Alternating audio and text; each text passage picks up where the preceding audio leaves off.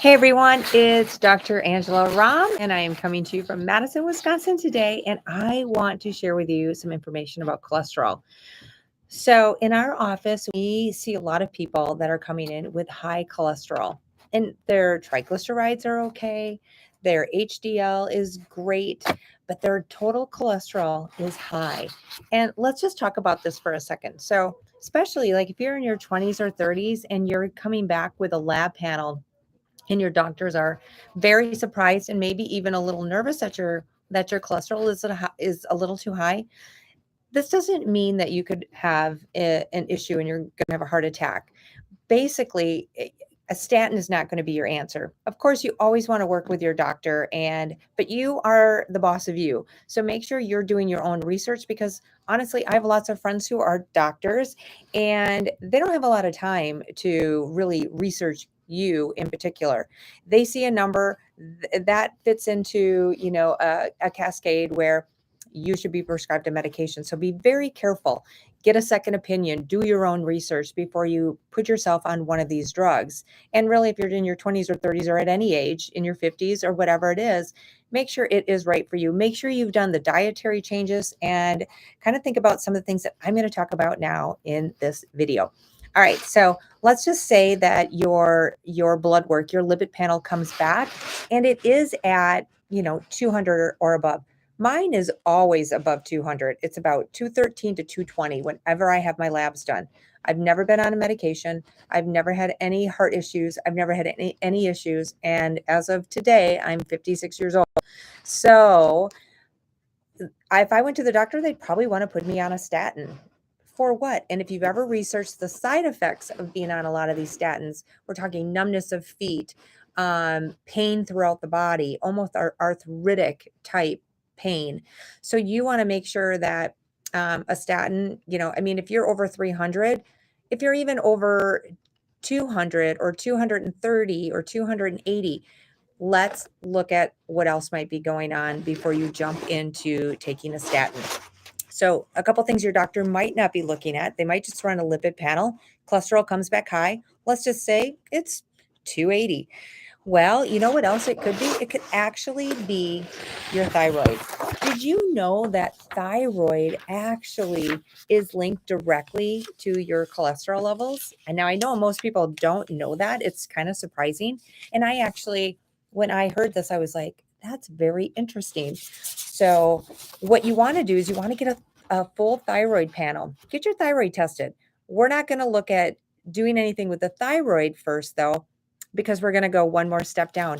We're actually going to take the next level. And now we need to know you need a metabolic panel ran too. So if they're not doing a metabolic panel, you want to do a fasting glucose, and you definitely do want to do an A1C. Are you potentially diabetic? And do you have a blood sugar issue? Because your blood sugar, then your thyroid, then cholesterol. And you know what's going to shift all that is your gut health, your liver health, and your infection. So let's talk about the thyroid. The thyroid is it really your TSH is impacted by stress, cortisol, and inflammation. So infection, you can look at your CBC. I actually did a video, so you can search my videos.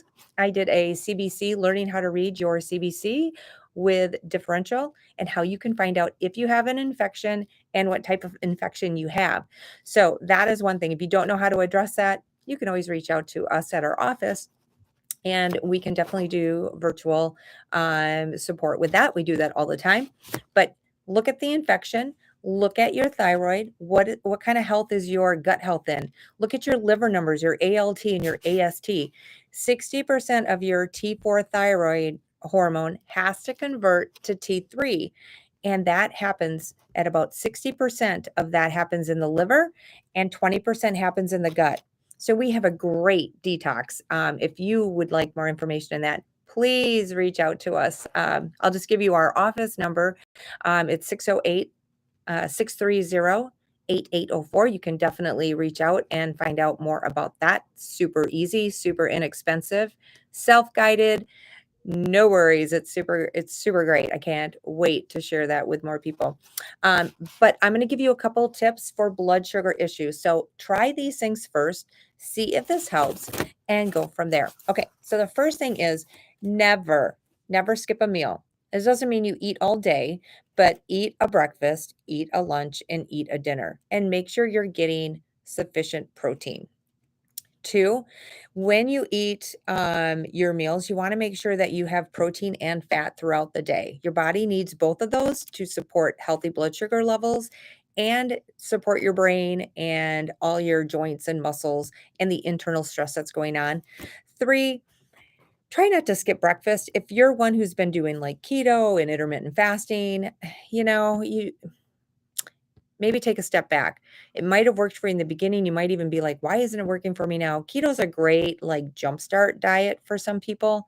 But if you have cholesterol issues and you look and see, is your blood sugar level a little high? Is your A1C closer to 6 or over? Is your fasting uh, glucose, is it over 100? Follow these three tips for a month and see. You might want to have a protein shake for lunch. And what I love about you want to make sure you're having a clean protein shake. You don't want to bog down the liver. So check your ingredients. There should be no soy in your protein shake. There should be no all these different sweeteners in it at all different levels and all through the ingredient list, because it will absolutely affect the way your liver detoxes on a daily basis and how your blood sugar reacts to that.